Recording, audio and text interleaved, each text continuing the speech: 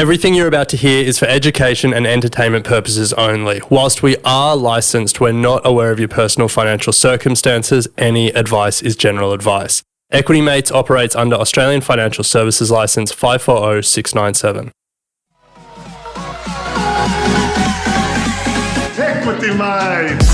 I will say this about investing. Everything you do learn is cumulative. What I learned at 20 is useful. Welcome to another episode of Equity Mates, a podcast where we explore what's possible in the world of investing. If you've just joined us for the first time, welcome to Equity Mates. My name is Bryce, and as always, I'm joined by my equity buddy, Ren. How are you going? I'm very good, Bryce. Very excited for this episode. Very excited for this year. 2025, let's make it the year that we sort our money out. And one series that we're bringing back that we loved last year was Ask an Advisor. We get some of Australia's top financial advisors, we get them in the studio and we put your questions to them. For people who feel like they can't afford an advisor or don't have enough money to speak to an advisor, this is your chance to get your question answered by some of Australia's best advisors. Now, speaking of some of Australia's best advisors, we have one in the studio with us today. Glen Hare, welcome back to Equity Mates. Thank you. Thank you for having me. So Glen is co-founder of Fox Hare, and if you would like to speak to Glen and any of the team and you're new to Equity Mates, we do have a form at equitymates.com/advice where you can go and fill out the information and we'll connect you with Glen and the team or a number of other advisors if Glen's not right for you. But Glen, I think we should firstly say thank you for all the awesome work you've been doing with the Equity Mates community over the last 12 months. We've had such great feedback from the community that are now members with you, and we've loved having you on. Your episodes always do so well. So thank you so much. We'll just start from the top. Awesome. Thank you. Now, today's episode, we're going to break into sort of some of the key areas that we will be unpacking throughout the year, starting with the goals and foundations, property, superannuation. We'll touch on the value of advice, or questions that we get a lot, and then close out with some general ones at the end. Yes, let's do it. Let's start with goals and foundations. I think this is this point in the year where a lot of people are setting their financial goals. We're really in the peak of like new year, new me, gym memberships spike, financial engagement spikes. And I guess the challenge for all of us really is to keep people engaged throughout the year and on track. But let's start with the goals that we're seeing being set. So what are some of the most common goals you're seeing from the Equity Mates community, people you're speaking to, but also just more generally from Fox Hare members? Yeah, great question. And thinking about the new year and what people are saying, what's the focus, to be frank, is not too dissimilar to last year. The three key themes that we're seeing come through, and when I say majority of the people, probably about 90% of the people that are reaching out to us asking for, it's really about property, always front of mind, getting invested or building on that investment portfolio that potentially has been started. But the number one reason is financial freedom. And financial freedom is a concept that we've seen, a couple of weeks into the new year come raise its head again. And this is a conversation that we again had many times over last year. A lot of the work that we're doing with our new members is really understanding, well, what financial freedom means for them. And how do we go about that? Because it's such a broad term. A lot of the work that we do is create projections, and we'll sit down with a member and go, okay, if you stick to this strategy, this is where you're going to be in 12 months time, 5 years time, 10 years time, based on obviously a number of assumptions. And they might look at those projections and go, okay, that's not really where I thought I was going to be in 10 years time. That doesn't look like how I would define financial freedom. And what that enables us to do at the beginning of the year is then pivot the strategy to make sure that when we recut those projections, it's more in line to how they would define financial freedom. It's a challenging one to define, but would encourage all those listening when thinking about setting yourself up for the new year. Let's make sure that we have a really good conversation with yourself or with your better half or your other half around what that means to you. Now, we should also say at the top that Glenn and the team, you specialise in working with people who are in that accumulation phase. Correct. Or not specialise, that's all you do. That's all we do. Yeah. So I have never helped anyone transition to retirement. There's plenty of amazing financial advisors out there that specialise in that space. All of our, the vast majority of our members, like 95% of our members, would be between the ages of, say, 25 and 45. Yeah. Do you boot them when they turn 45? Yeah, what do you do? Great question. You'll be kind of at that age as well. Just move I know. Then Tell you're like, me all we do about is it. pre-retirement. So ironically, and this may sound really quite naive, but when we started the business, I had given it no thought. Yeah. I was like, I'm going to help accumulators. There's so much work that we can be doing to make sure that people are making smart decisions sooner rather than later. And I was so sold on that, and I'd sold myself on that I didn't think about, what would happen when our members actually got older? And and I kept getting asked the question. I was like, maybe we need to give this some thought. And a thought was put forward around starting a second business entitled The Silver Fox. Yeah. But then I thought, how do I have a conversation with someone when they've got to that? You're like, it's come to that time. You're old now. Yes. So our approach now is we'll always be a business that will focus on attracting a younger demographic with the true belief that those changing their financial future in their early stage of life and the compounding impact that can have. So we'll always attract a younger demographic. However, as our members age, we will continue to support them through retirement. Yeah. So we're not going to boot them out. We're not going to put them in the Silver Fox business model, but we'll support them through that period. Nice. Well, we wanted to ask, after we've sort of established our goals, we wanted to have a bit of, a health check for the year, recheck some of the foundations, make sure they all are looking good. So what are some of the simple things we can all do as this sort of checklist to make sure our finances are healthy or trending in the right direction? So I can share with you what my partner and I do. Yeah. And so we often will go away for the weekend. It might not be anything flash. It could be camping or whatever. We'll set ourselves up at a nice pub. He'll have a few ciders. I'll probably have a bottle of wine to get the creative juices flowing. And we'll open the laptop. And we have a spreadsheet that we've been running, very romantic, I know, that we've been running for the last couple of years, that it has all of our goals. So what we do in terms of our financial health check is review the year that's just gone and go, what did we achieve and what did we not achieve? So very similar exercise that we go through with our members and are going through at the moment with our members. So we go, what did we achieve? What did we not achieve? And then we reset for the year ahead. So we've planned a weekend away in a couple of weeks' time. We're going to open that spreadsheet and we're going to have a think about what is important to the two of us, both individually and as a collective. And then on the other tab is our cash flow spreadsheet. Nice. And then we work out how are we going to manage our cash flow this year in line with what we've told ourselves is important to us. And the reason why I really love that exercise is it gives us an opportunity to reflect on what we've achieved. And it's really cool, having done this for a couple of years, to reflect on the last couple of years now. And sometimes we don't, most years, there's a couple of things that we don't tick off and then we reprioritize. Is that something that we want to focus on this year? Or is that no longer a priority? So starting with the goals, pivoting the cash flow strategy, so making sure that aligns to, again, what's important to us. And then more myself as opposed to my partner will then review things like our superannuation, our investment strategy, review that we've got an investment property. Is that still, in our best interest to retain, or how that's tracking? And then just check all of the different components. Do I change super every year? Definitely not. Do I pivot my investment strategy every year? Not necessarily, but it is really important that we're really clear in terms of what it's doing and what we want it to do for the year ahead. This question, Glenn, has come from a community member and it's around cash flow. And the question is, most advice is to keep fixed expenses like your home loan or rent and bills within 50% of your total salary. What's your thoughts on this in a market like Sydney?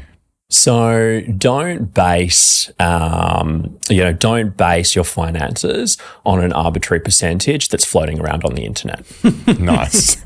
Enough said. And the reason I say that is if the advice is to keep fixed expenses within 50% of your total salary, how does that look different from someone on a $100,000 salary to someone on a $300,000 salary?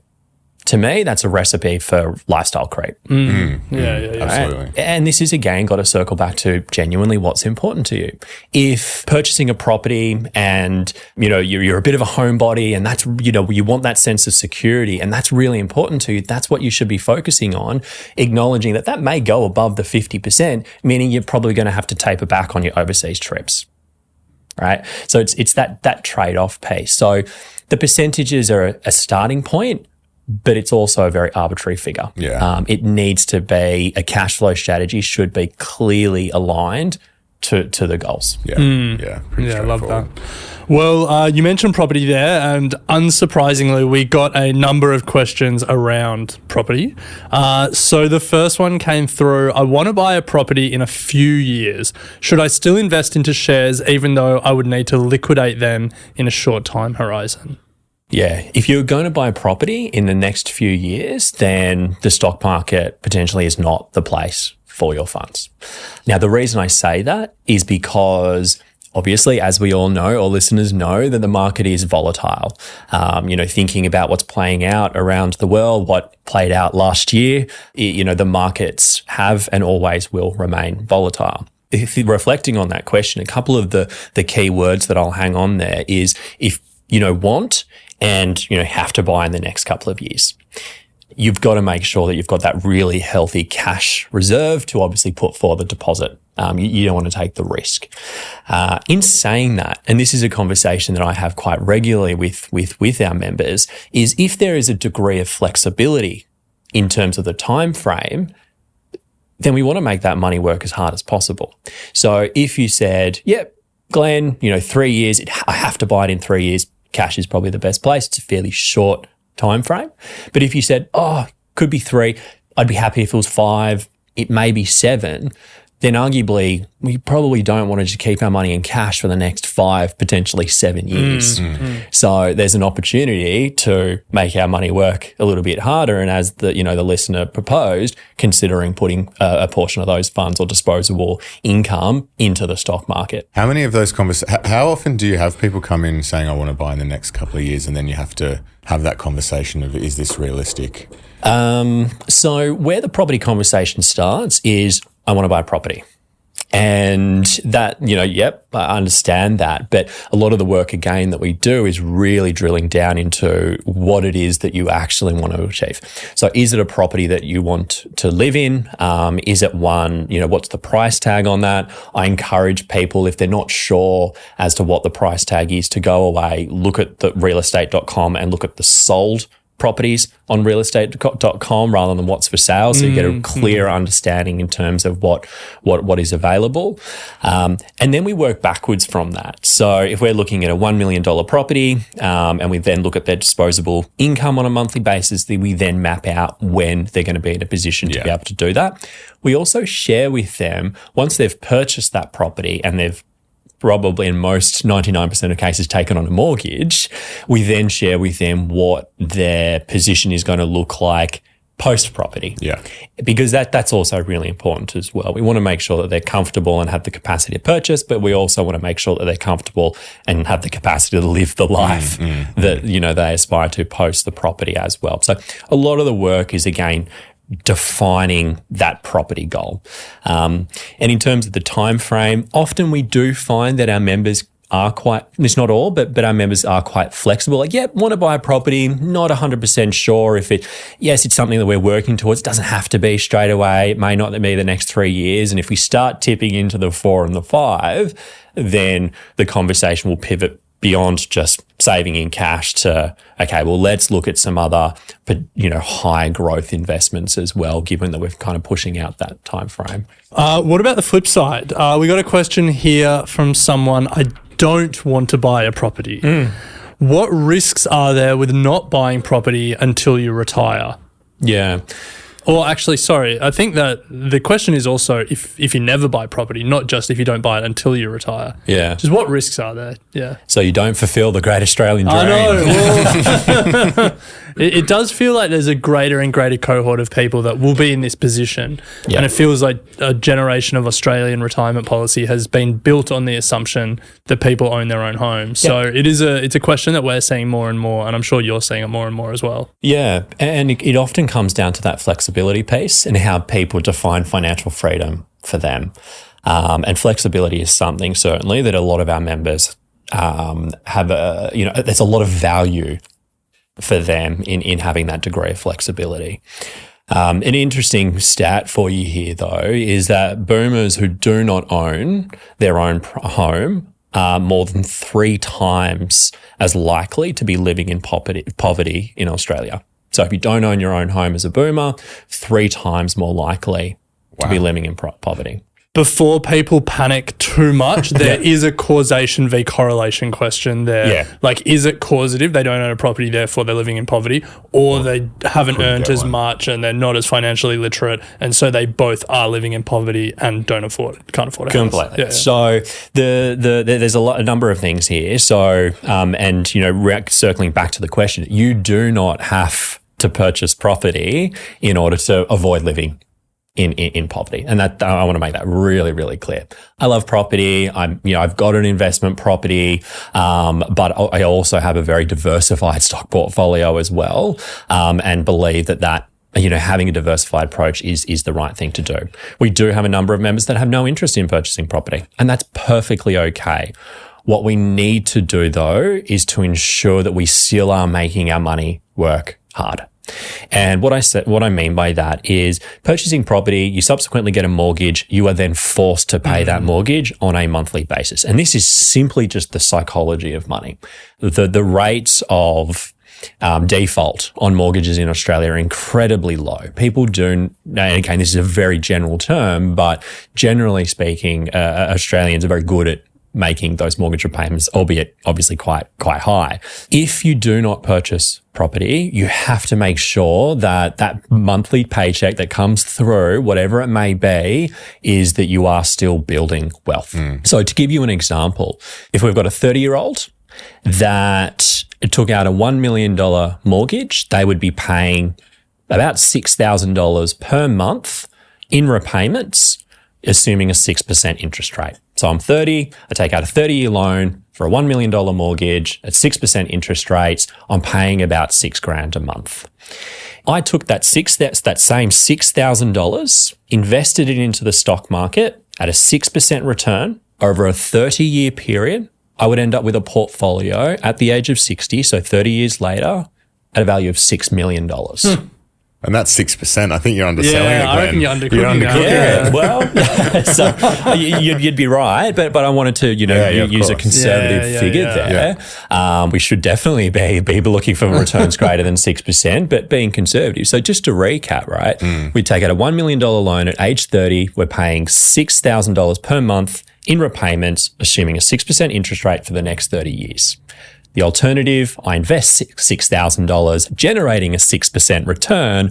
I end up with a $6 million portfolio. I love that example so much. You have no idea how much I'm going to steal that. Take it away. Yeah, I've never heard the choice framed like that, and it's such a good framing of the choice. What's the risk? You don't invest $6,000 a month. Yeah. Right. That is a genuine risk. Yeah. If you've got a mortgage, you might not be able to go to Europe this year, right? It might be, you might need to save up a couple of years, or it might be Bali instead. If you're regularly investing $6,000, you're like, I need a break, I'm going to take 3 months off, or whatever the case may be, you can. And there's no one holding you account to that strategy. That is the genuine risk with that. People will then also argue, we've also got to factor in rent during that period of time, and the risk is you don't have. True, that is true. You don't have a house. Yeah. Yep. And I understand that, but fewer numbers. You should say, I guess the actual counterfactual is taking that 6,000, subtracting what you'd be paying for rent, and then investing the difference and what that looks like. Yeah, completely. Yeah. That very, very fair. Yeah. Still, that's good. Yeah, 6 million. That's pretty nice. That's not bad. Why did we That's buy a not house? bad. But also think about, again, why even, the last couple of weeks, why are people reaching out to us? Freedom. Do I want to take out $1 million mortgage for the next 30 years? Yeah. Or do I want to rent and move around, live in, different places, live by the beach and then do the countryside for a bit? Appreciate that everyone's circumstances are different, but, leaning on the stock market does give you that degree of flexibility. So I've just quickly punched some numbers into the compound interest calculator. CoreLogic have the average Australian monthly rent at $2,700 a month. Yep. So you subtract the $2,700 that you're paying for rent and you've got $3,300 left over. Yep. That's so put that in each month over 30 years at a 6% using your 6% return, 3.2 mil. What happens if we bumped it up to 8%? Let's just be a little bit. Well, to be honest, I actually thought the 3.2 mil still proved your point. But if we bump it up to 8%, 4.5 mil. That's pretty healthy at 60 years old. If you bump it up to the 124-year average of the Australian stock market with dividends reinvested, 13%. 11.7 mil. No brainer. Yeah. Cut property from the strategy. What's the risk? You don't invest. Yes. Yeah, you don't do that. You spend that 3,300 on the flights to Europe. To Mykonos. Which sounds appealing, but think of your future self. And you have to remain disciplined. Property, that mortgage forces you to. You have no choice. The stock market doesn't force you to. Until Equity Mates come out with a 30-year principal and interest loan that is invested in the stock market. That would be good. At 13% returns? Not guaranteed. Past performance is not an indicator of future performance. Glenn, our final question on property is, it's quite topical because this is something that will become a big debate with the federal election this year, and that is using superannuation to buy property. What are your thoughts on this? So there's two ways I can interpret that question. The first was, do I buy property through my super fund? So considering a self-managed super fund. For me, the costs of administering a self-managed super fund need to be taken into account. So generally speaking, we're only seeing those with quite high balances that before we would consider going down that path. Also in Australia, most people's biggest asset is their home. So then moving their super into property as well, obviously reduces the diversification piece. In terms of people taking money out of their super to purchase their first home, I'm firmly against it. The compounding impact of someone in their 20s and 30s taking out $10, $20, $30, $40, $50,000 and what impact that will have on what their future retirement savings looks like will have a detrimental impact on that comfortable retirement that most people aspire to. For those listening and, thinking about where we are in the year, setting goals, thinking about if you were in a position where you did have to take out funds from your super during COVID, then one of those goals may be looking at recontributing those funds if you're in a position to be able to do so. Putting that money back into your super in your 20s, 30s, again, will have a positive impact on what that retirement savings would look like. So, and I also do believe in the argument that taking funds out of super, also for first home buyers is just going to inflate prices, which again is obviously not what we want to be seeing around the country. Yeah. Well, holding on super for a second, we've got a couple of other questions that came through around super. This one's quite general. The question is in their late 20s, and they wanted to know what your personal views on additional contributions to super are. I can preempt the answer to this question, which is you like additional contributions because you're a financial planner. So maybe if you can give us a bit more of a decision-making framework about like when people should be making those additional contributions. The biggest mistake I see when people make additional contributions to their super is they don't know what they're investing in. So they put their money into superannuation. Yes, there are tax benefits in terms of doing so, but then they don't know what those funds are being invested in. So in terms of a framework, if you're going to make the effort of putting those additional funds into super, then you need to be understanding what fees are your super fund charging you, how well it's performed over the last 10 years, acknowledging past performance isn't a clear indication of future performance, and also whether you're comfortable with the companies you're invested in through your super fund. You know, you wouldn't put your money in a high interest bank account without shopping around for rates, right? So why would you do the same? Why wouldn't you do the same for your super? I guess the follow-on question then is, like, do you have a default position for all members that regardless of, well, like a component of it is we're just going to make additional contributions, be it $50, be it $100, be it whatever? No, there's definitely not a one size fits all. It is certainly based on individual circumstances. So an example would be for potentially someone looking to purchase their first home. So we would consider putting additional contributions into super because through the First Home Super Saver Scheme, Google it, I won't go into it now, but you can then take those funds out of super. So you're getting the tax benefit, but you've also got the flexibility to take it out to go towards your first home.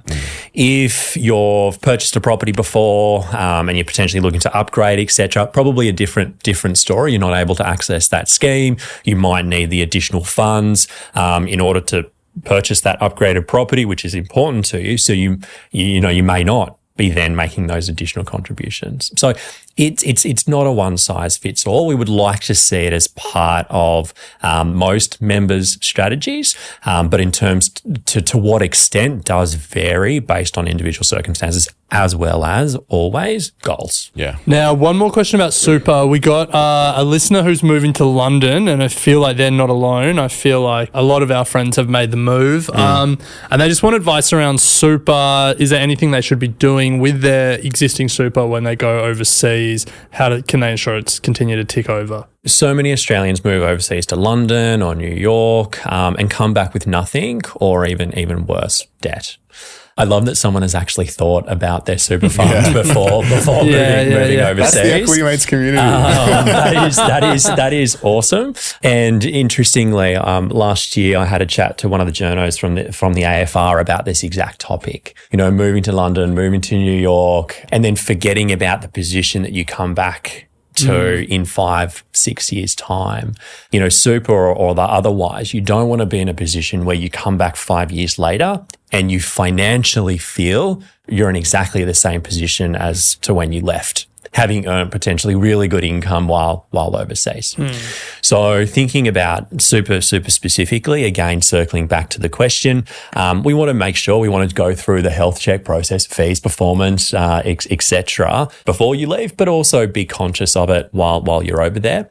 There was a change in legislation a number of years ago now where if you didn't max out your contributions, you can actually make additional contributions and claim those as tax deductions. So previously, each year, if you didn't max out how much was going into super, it was a lost opportunity.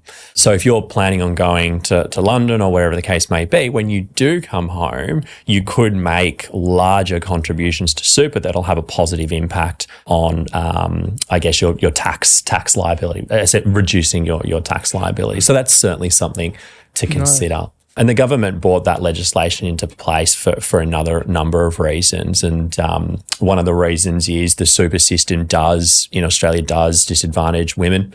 There's the gender pay gap, which we're all aware of, but also women are often the primary caregivers when starting a family. And super contributions is based on your income. So if you take 12 months off, that can have a significant compounding impact on what your retirement savings will look like. Often, again, women after that 12-month period, if they're the primary caregiver, go back part-time. So again, in their formative years, in their younger years, they're not making the same. Their employer isn't contributing as much to their super fund as their partner potentially. So gone a little bit off track there, but the concept is broadly the same. If there's a period where you're not contributing, that's okay, but just be conscious that you're not contributing and then work out how do we get back on track when you're in a position to do so. Nice. Well, Glenn, we're going to take a very quick break, and on the other side, we'll be digging into the value of advice, when you might know it's right for you, and the costs. So we will be right back.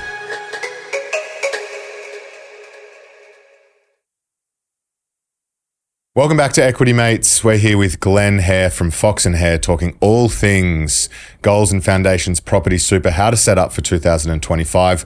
And Glen, we've had a bunch of questions come through from the community around the value of advice. This one is from a community member. They say, I earn a good salary and feel like I could be doing more. But advice seems expensive. What is the cost of not seeking advice? Good question. So, I mean, I wouldn't have a business if I couldn't articulate the value. So I hope I answer this question okay. Advice is expensive, but there's also a lot of value in it. And potentially the best way for me to answer that question is maybe to share with you, a case study or a story for a couple that I've been working with for a couple of years now. So young gentleman, when he first reached out, he was in his late 20s. We've been working together for about 3.5 years now. Good salary. He was putting a little bit of money aside in raise, but wasn't really kind of proactively managing it. Had a bit of savings in cash, but again, not a huge amount. And he had a nice Audi. That was his scenario. Fast forward 3.5 years. He's got about 100 grand in savings. And I should say over that time, his partner also joined as a Fox Hare member as well. So their relationship over that period got a little bit more serious. So she joined on as well and joined those conversations. So they've got over 100 grand in savings now. They've been regularly investing for the best part of the last 2 to 3 years, about $2,000 per month. And also they've made some other additional contributions when they had the ability to do through bonuses and things like that. So they've got a portfolio that's just ticked up over $200,000. That's generating them, circa $1,000 per month in passive income, which is being reinvested. They've bought a $1.3 million apartment, which is a huge, milestone for them, and also got married over that period. They're in the process of looking to upgrade. So they're looking to start a family in the next couple of years. So we're planning around, time off and things like that.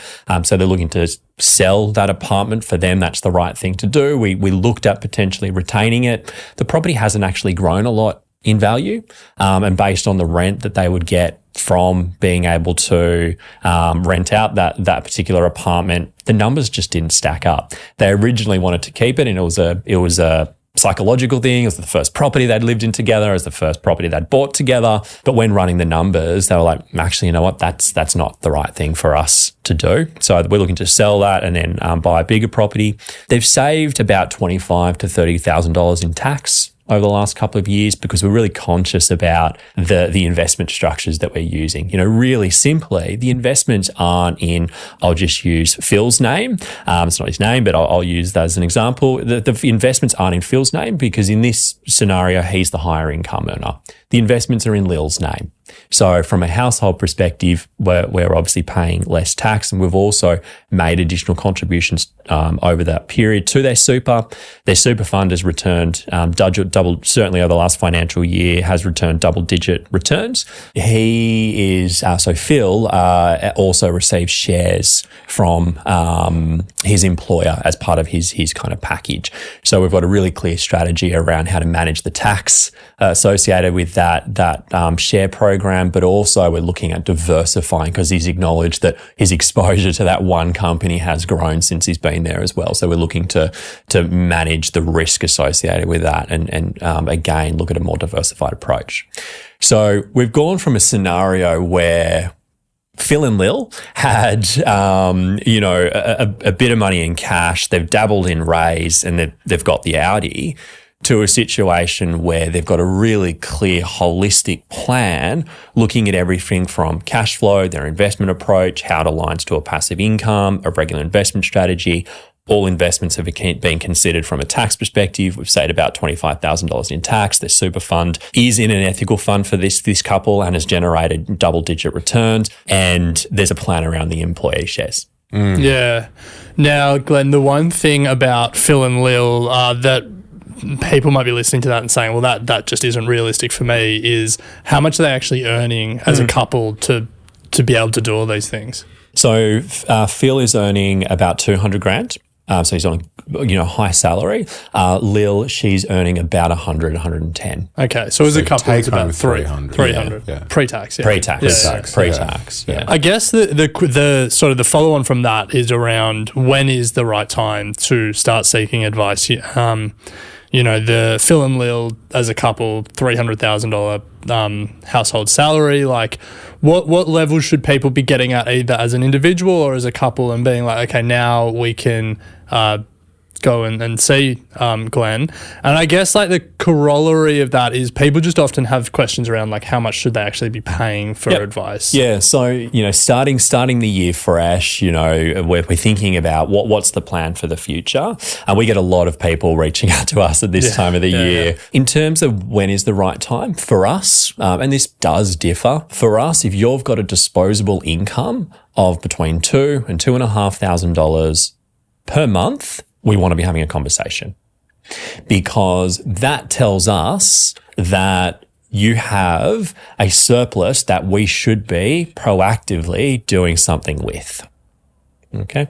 So, saving money in a Ubank account or an ING account or a Macquarie account, it's all well and good, but we need to understand what it is that we're doing with that disposable income, and then how it subsequently aligns to the goals. With disposable income, do you mean like after-tax income, or Correct. you mean... Okay. Yeah, so sorry. So just to clarify, so this is like once all the bills are paid, once you've done your groceries, mortgage, rent, whatever it may be. So it's like, do you have the ability to save over $2,000 a month? Exactly. Save or invest over $2,000 per month. We want to be having a conversation. Does that include the cost of advice, or is that after the cost of advice you still have $2,000 left over? After the cost of advice. Okay, yeah.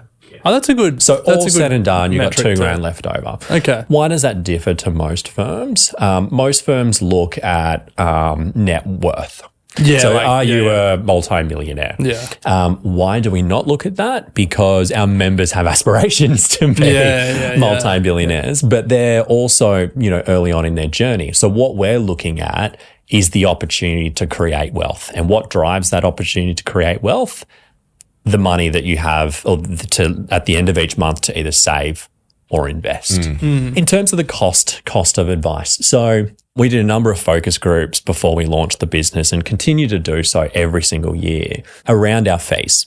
And the question was posed to the table of about 10 or 12 people. We had plenty of food and lots of wine, so we made sure that they gave us their honest answers. And we asked them, should we be putting our fees on the website? And the room was split. So half the room said, yep, put your fees on the website. If I don't have any idea in terms of what they're going to be, I'm not going to reach out. Because I don't know if I'm wasting my time or not. The other half of the room said, if you put those fees on our website, I'm never going to reach out because they look really expensive. Yeah, that would be my gut. Yeah. So what did we do? Our fees are not on our website. However, we have a framework where if you do reach out to us and book a call through the website, you'll sit down with one of our member success managers for about 30, 45 minutes, potentially an hour. It is free, and we'll tell you exactly what the fees are going to be in that free conversation. And the reason why we do that is because obviously we want to be really transparent. We also want the opportunity to be able to clearly articulate the value advice based on your individual circumstances. And we don't feel like reading a website is really going to be able to do that. So the first call is always free, gives us the opportunity to articulate the value, but also be really transparent around the fees. In terms of what the fees actually are, so they do vary quite considerably. So the minimum fee is $4,000 upfront as an individual, and that goes all the way up to around $12,000 upfront as a couple. In terms of what your fee would be, it would be clearly articulated in that first free, we call it a virtual coffee, that first free chat you have with one of the team. So it's really clear. It's a flat fee. It's not percentage for, how much wealth you have. So that's the initial fee. And then the subscription. So we run a subscription model, which our members are really comfortable with because it's clear, it's transparent, where the subscription varies anywhere between about $290 per month up to nearly $1,000 per month. Again, depending on individual circumstances and complexity. It is a flat fee. There's no lock-in contracts. There's no minimum term. So the onus is always on us to show value in order to justify the fee. If a member is not seeing value in the engagement, so potentially they got to a point where they're like, yep, this is awesome. I'm sticking to it. Don't think circumstances are going to change. I'm really comfortable where things are at, and they subsequently cancel. That's okay. But if then circumstances change and we need to provide updated advice, legally we're obligated to provide that advice in writing. So it is personal advice, so very different to general advice. That's all included in the subscription. Nice. So to reiterate, for Fox and Hare starting from 4,000, but I feel like that's generally where the industry is sitting at the moment. So. Yeah. And you look at that fee and you go $4,000. But if you've got a disposable income of $2,000 per month, that's 2 months of disposable income to review every single aspect of your financial world and provide bespoke, tailored advice. Glen, Harriet and I have dated the field. And what I mean by that is... And then they found each other. Yes. And that is our story. We took the opportunity, as you said there, to speak with a number of advisors because of this free, no obligation chat. Yeah. And I think it's a really important thing that people should do if they're trying to find an advisor. Definitely. Because the conversations we had were all very different. Yeah. And how the advice firms approached it, who they put forward. It was all very different. But what sort of came out of it was like Harriet and I mean, I'm very privileged to be in this, have been doing this show and have spoken to a lot of you guys and so have a bit of an idea. But Harriet going in was a bit unclear on like what she should be asking so that she could get a vibe on who to choose, because a lot of it is you guys trying to sell us in a way. It's kind of like, here's our process, here's our fees. And a lot of what you guys say can be very similar. And until you get to the point of being shown the advice, it's a bit hard to make the call. So what should we be asking you guys in these calls to make sure that you are the right advisor? So you should be asking the financial advisor that you're sitting in front of what percentage of the people that they work with look like you.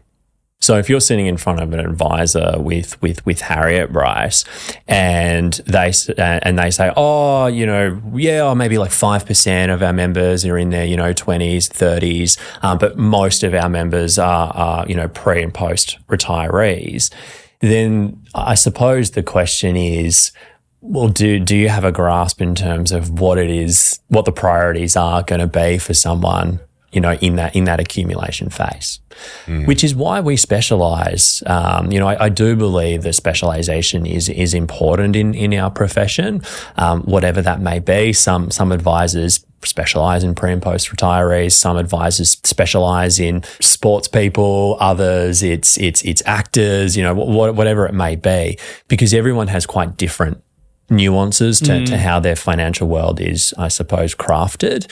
And if you're sitting in front of someone that doesn't have a lot of experience with accumulators, then they're probably going to be focusing on things that potentially aren't that important to you. You wouldn't you wouldn't go see a dermatologist if you had a broken arm. You know what I mean? Like it's important to make sure that you're working with someone that gets you, that understands you, understands the opportunities, but also understands the challenges. Yeah, it's challenging because what you guys all say is all very similar, and so for us it was like, is there a level of confidence in knowing our situation and our age? Can I ask you potentially a question that may offend Glen, and I hope it doesn't, but is part of the reason they're all saying similar things is at the end of the day, good advisors should have similar advice?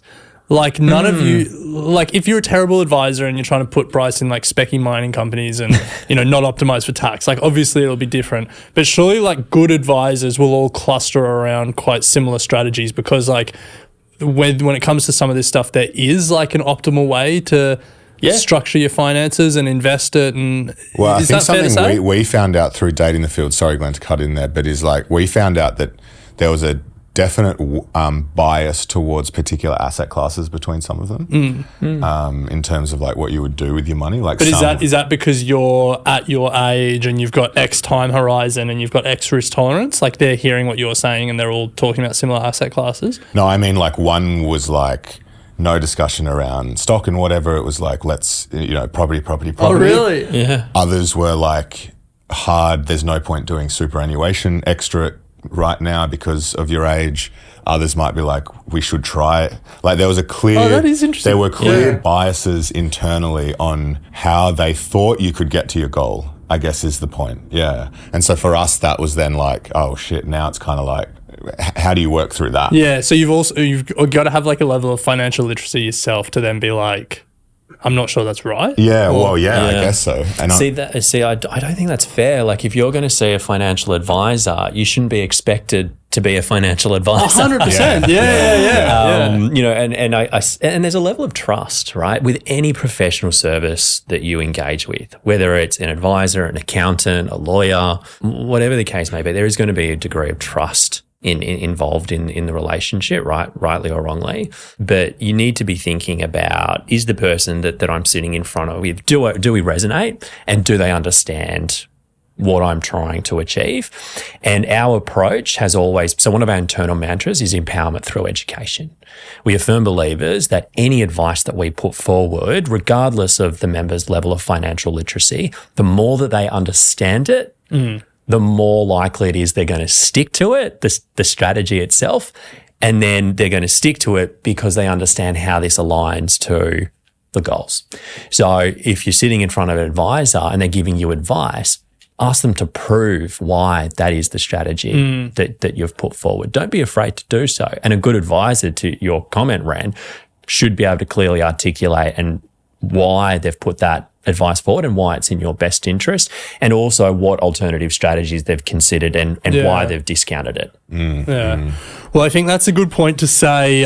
Hearing Bryce's experience and the array of advisors that may have different views on different things out there has you worried, the place to go is equitymates.com/advice, because we will match you with advisors that we've handpicked and we're confident won't put you in the specky mining stocks unless you ask and you have a very small percentage of your salary.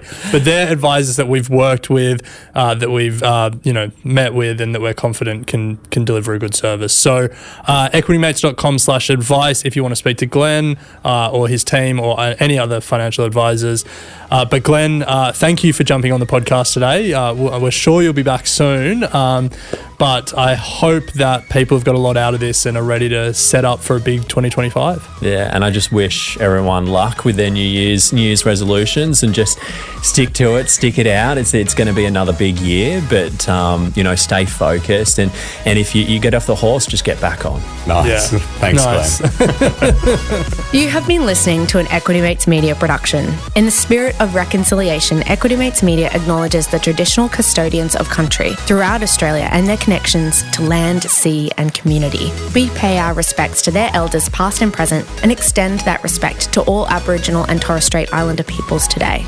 This podcast is intended for education and entertainment purposes. Any advice is general advice only and has not taken into account your personal financial circumstances, needs, or objectives. Before acting on general advice, you should consider if it is relevant to your needs and read the relevant product disclosure statement. And if you're unsure, please speak to a financial professional. The hosts of this podcast and their guests may have positions in the companies mentioned. Equity Mates Media operates under an Australian Financial Services Licence 540697.